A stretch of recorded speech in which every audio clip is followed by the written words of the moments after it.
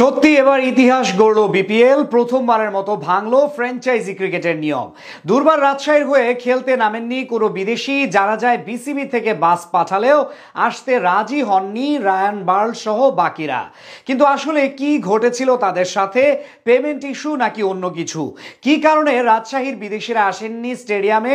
সেই প্রশ্নের উত্তর খুঁজব জিসান মাহমুদের রিপোর্টে।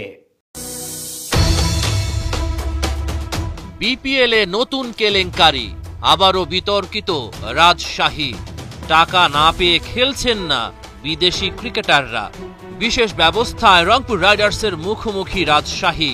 বিপিএল এর প্রতি দলের একাদশে অন্তত দুজন বিদেশি ক্রিকেটার খেলানো বাধ্যতামূলক। কিন্তু রংপুর রাইডার্সের বিপক্ষে দুর্বার রাজশাহীর একাদশের সবাই স্থানীয় ক্রিকেটার। এমন ম্যাচে টস হেরে ব্যাটিংয়ে রাজশাহী। মাঠের বাইরের নানা কাণ্ডে ওদের মনোবল নড়ে গেছে কি? সাইফুদ্দিনের বলে জিসান আলমের ইনিংসের ইতি। সাব্বির হোসেন রাকিবুল হাসানের শিকার, 13 বলে 11 রান তার। এনামুল বিজয়ের দুর্ভাগ্য, নুরুল হাসান সোহানের নৈপুণ্যে রান আউট হয়ে গেল। দলীয় 52 রানেই রাজশাহী 5 উইকেট হারালো। এরপর আঘাত হানে নাকিফ জাবেদ, স্বীকার করেন ইয়াসির আলী রাব্বির গুরুত্বপূর্ণ উইকেট। 13 রান করে আউট তাসকিন আহমেদ। সাইফুদ্দিন স্বীকার করেছেন তার উইকেট। অভিনব নাচে সাইফ করেছেন সেলিব্রেট। অপরাজিত 28 রান সানজামুল ইসলামের ব্যাটে, 9 উইকেটে 119 রান। দুর্বার রাজশাহীর বোর্ডে। জবাবে রংপুর রাইডার্সের ব্যাটাররা চোখে সর্ষে ফুল দেখেছে। স্টিভেন টেইলর প্রথম ওভারেই তাসকিনের বলে ফিরে গেছে। তবে আগুন ঝরিয়েছেন মৃত্যুঞ্জয় চৌধুরী। দীর্ঘদিন পর স্পটলাইটে তিনি।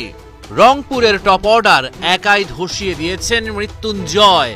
একে একে স্বীকার করেছেন সাইফ হাসান, সৌম্য সরকার, শেখ মেহেদি ও নুরুল হাসান সোহানের উইকেট। দেখে শুনে খেলছিলেন ইফতিখার আহমেদ, তাকে ফিরিয়েছেন মোহর শেখ।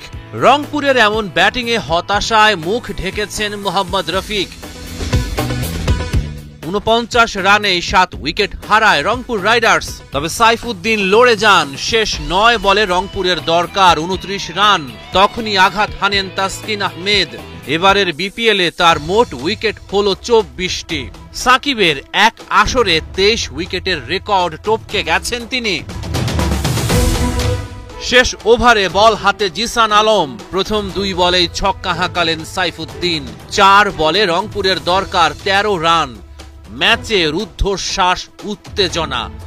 শেষ বলে ছক্কা হাঁকালেও পারলেন না সাইফ। শেষ পর্যন্ত দুর্বার রাজশাহীর 2 রানের দুরন্ত জয়। আবারও রংপুর রাইডার্সকে হারিয়ে দিল রাজশাহী।